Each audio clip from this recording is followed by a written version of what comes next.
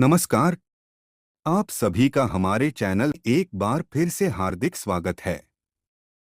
सबसे पहले आप सभी को होली के शुभ अवसर पर ढेरों शुभकामनाएं। होली सिर्फ रंगों का त्योहार नहीं है, बल्कि यह उमंग, उल्लास, प्रेम और भक्ति का भी प्रतीक है। यह पर्व हमें बुराई पर अच्छाई की जीत का संदेश देता है। फाल्गुन मास की पूर्णिमा को होलिका दहन का उत्सव मनाया जाता है, जिसे बेहद शुभ माना जाता है। मान्यता है कि इस दिन होलिका की अग्नि की पूजा करने से कई प्रकार के लाभ मिलते हैं। इसके प्रभाव से नकारात्मक ऊर्जा का नाश होता है, जीवन में सुख समृद्धि आती है और सारी चिंताओं का अंत हो जाता है। श्रीमद् भागवत महापुराण और विष्णु पुराण के अनुसार एक बार धरती पर हिरण्यकश्यप नामक असुरराज का अत्याचार बहुत बढ़ गया था। बाकी असुरों की तरह वह भी अमर बनना चाहता था। उसने कठोर तपस्या की और देवताओं से एक अद्भुत वरदान प्राप्त कर लिया।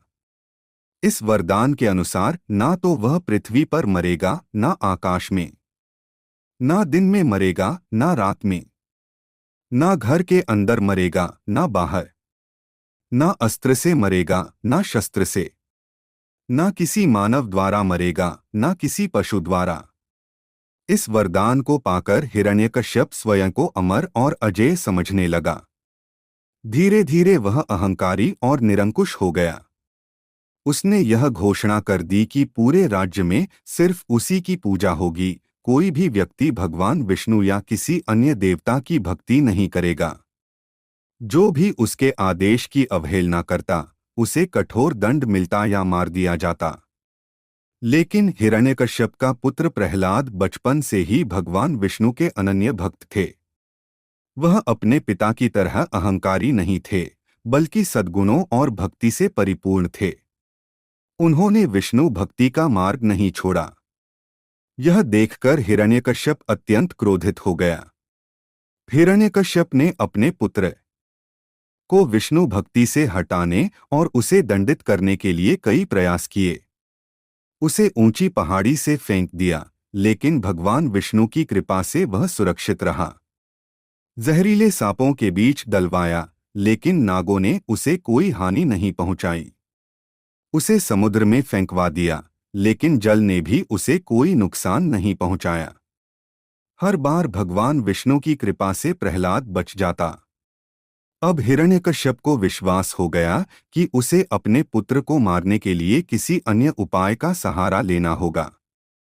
हिरण्यकश्यप की बहन होलिका को ब्रह्मा जी से एक विशेष वस्त्र, चादर, वरदान में मिला था, जिसे पहनकर वह अग्नि में जल नहीं सकती थी। हिरण्यकश्यप ने सोचा कि इसी शक्ति का उपयोग करके वह प्रहलाद का अंत कर सकता है। उसने होलिका को आदेश दिया कि वह प्रहलाद को गोद में लेकर अग्नि में बैठे। योजना यह थी कि होलिका वह जादुई वस्त्र ओढ़ लेगी, जिससे वह सुरक्षित रहेगी और प्रहलाद जलकर भस्म हो जाएगा। होलिका ने आदेश का पालन किया। वह अग्नि में बैठ गई और प्रहलाद को अपनी गोद में बैठा लिया। लेकिन जैसे ही अग्नि प्रज्वलित हुई, एक चमत्कार हुआ। तेज हवा चली और वह जादुई वस्त्र उड़कर प्रहलाद के ऊपर आ गया। प्रहलाद सुरक्षित रहे, जबकि होलिका जलकर भस्म हो गई। यह घटना सिद्ध करती है कि अत्याचार और अन्याय का अंत निश्चित होता है। जब कोई व्यक्ति अहंकार और अधर्म के मार्ग पर चलता है, तो उसका नाश तय होता है। इस घटना के बाद भी हिरण्यकश्यप का क्रोध शांत नहीं हुआ। उसने प्रहलाद से पूछा, अगर तुम्हारा भगवान हर जगह है, तो क्या वह इस खंभे में भी है? प्रहलाद ने उत्तर दिया, हाँ, भगवान कण-कण में विराजमान हैं। यह सुनकर हिरण्यकश्यप ने गुस्से में खंभे पर प्रहार किया और उसी क्षण खंभे से भगवान नरसिंह का प्रकट रूप हुआ। भगवान नरसिंह आधे मानव और आधे सिंह के रूप में प्रकट हुए। उन्होंने हिरण्यकश्यप को अपनी गोद में उठाया।